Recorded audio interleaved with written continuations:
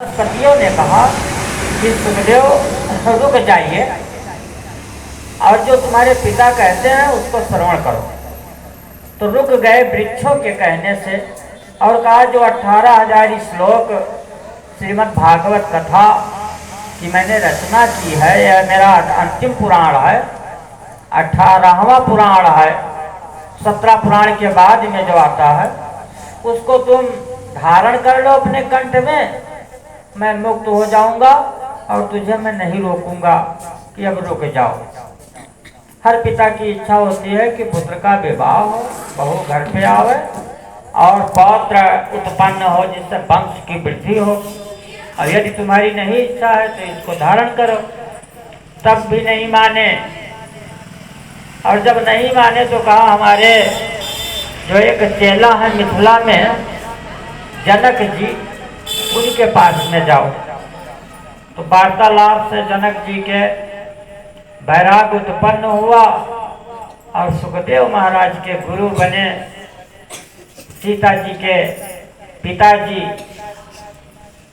जनक जी महाराज, और इनको मंत्र दिया और ये 12 अक्षर मंत्र का जाप कर रहे हैं। किसी गुफा में, कहीं वन में, कहीं नदी के कगार पे, कहीं सुनसान स्थान पे निरंतर भगवत नाम चलता रहता है।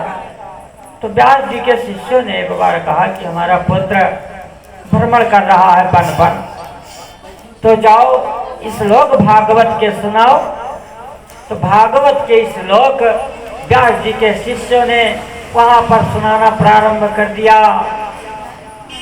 आदो देव गदेव गर्भ जन्मम गोपी गृहे वर्धनम माया पूतन जीवपात हरणम गोवर्धन उद्धारणम कंसादिछेदनम कौरवाधिहरणम कुंती सुता पालनम एतद भागवताम। इतना सुनाया कि सुखदेव जी महाराज पहुंच गए। कहा भैया ये तुम्हें ज्ञान कहाँ से मिला, मुझको भी सुनाओ। कहा भैया ये तो हम महाराज जी इतना ही जानते हैं, और जो ज्यादा सुनना है तो हमारे गुरु जी बहुत कुछ जानते हैं, उनके पास में चलिए। तो दूसरा श्लोक बोलते हुए व्यास जी के शिष्यों ने आगे बढ़े। सच्चिदानंद रूप आए विश्वोत्पत्ति हेतवे, ना गंगा ना गया काशी पुष्करम ना प्रयागतम सुख शास्त्र कथाश्चय फले समता नयत। तो जब व्यास जी महाराज के पास में पहुंचे सुखदेव जी, तब 18,000 श्लोक अपने कंठ में धारण किया।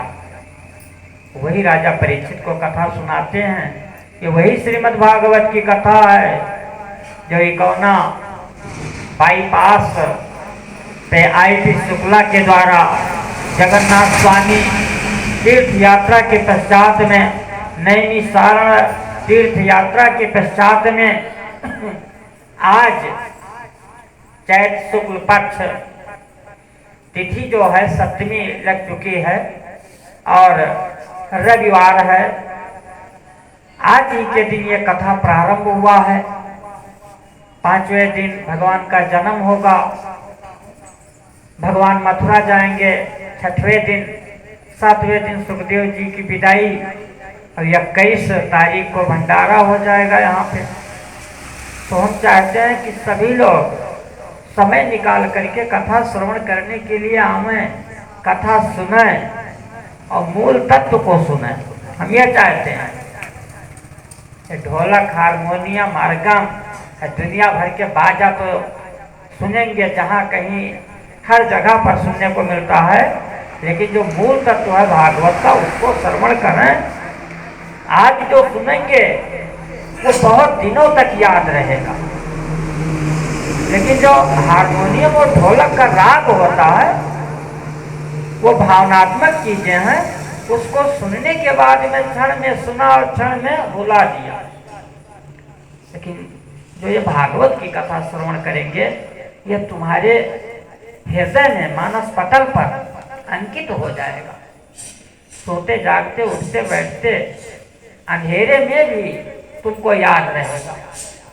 ऐसी कथा को आप लोग श्रवण करें। और इससे पुण्य होता है, पाप का क्षय होता है।